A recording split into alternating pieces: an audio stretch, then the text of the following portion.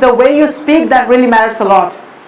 It talks about every single thing, because the tongue is your resume and your resume is your tongue. Is that clear? Great. So first of all, in order to define your personality, refine yourself. Is it clear so far? Great. Now it's high time to lay down the foundation stone. And once again, before breaking the ice, I want to have your complete attention towards this board, so that, and by the way, as I told you, that you need to make best effort. You know what, like right after ending the session, you need to follow every single etiquettes that I'm going to share you in this session today. So सबसे पहले pronunciation के इस episode में phonetics जो term है उसके बारे में हम लोग जान लेते हैं. फोन, ये जो phonetics टर्म बना है वो बना है फोन से.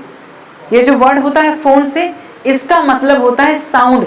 क्योंकि एक्चुअल में जो फोन को डिस्कवर किया गया, यानी कि इन्वेंट किया गया, जब बनाया गया, तो उससे एक पर्पस सॉल्व करना था, वो बात करना. मतलब एक इंसान दूसरे इंसान की आवाज को सुन सके और बातचीत किया जा सके. समझ पा रहे हो? इसलिए उसका नाम फोन रखा गया था, वरना कुछ भी रखा जा सकता था. इज इट क्लियर सो फार? तो इसीलिए जो फोनेटिक्स बोलते हैं, यानी कि फोन का मतलब साउंड, यानी कि साउंड के जितने भी टर्मिनोलॉजीज हैं, जितने भी चीजें हैं जो साउंड के अंदर आता है, उसको हम लोग किस में सीखते हैं? फोनेटिक्स में. इज इट क्लियर सो फार? तो आज के एपिसोड में हम लोग सबसे पहले टाइप्स ऑफ साउंड्स के बारे में जानेंगे, फिर प्रोनाउंसिएशन एटिकेट्स के बारे में जानेंगे, और फिर बाकी बहुत सारे वेरिएशंस हमें सीखने के लिए. सबसे पहले साउंड्स के बारे में जान लेते हैं. तो टाइप्स ऑफ साउंड्स, हम लोग कितने प्रकार के साउंड्स पढ़ते हैं बेसिकली?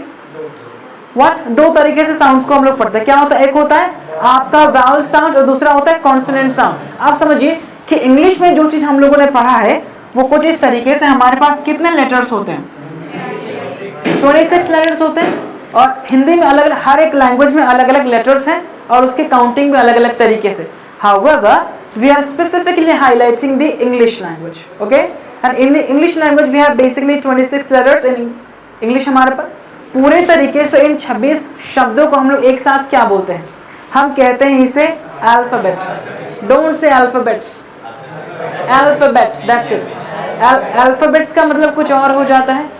अल्फाबेट का मतलब है कि जिस सीरीज में ये अरेंज किया गया है, इसको वर्णमाला भी कहते हैं. समझिएगा, यानी कि ABC जो शुरू होता है A to Z, नहीं, इसको Z बोलते हैं. क्या बोलते हैं हम लोग? क्योंकि आपने देखा होगा कभी भी, जैसे Z न्यूज होता है या Z न्यूज होता है? हाँ, Z न्यूज होता है ना, वो तो Z न्यूज बोलना चाहिए था, क्योंकि ये Z है. समझ, ये क्या है? हमारा लेटर है. क्या है? हमारा लेटर. पर इसका एक्चुअल साउंड क्या है?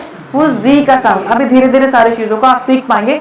तो हम लोगों ने क्या बताना, क्या मैं आपको बता रहा था, मैं आपको ये समझा रहा हूँ कि पूरे तरीके से A to Z कितने लेटर्स हमारे पास? 26.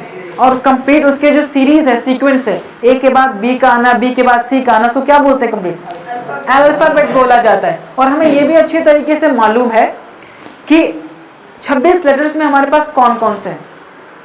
वावल लेटर्स कितने हमारे पास? 5. मैं लेटर्स के बारे में बात कर रहा हूं, ध्यान दीजिएगा. वावल लेटर्स कितने हमारे पास? 5. कॉन्सोनेंट कितने हमारे पास? 19 है.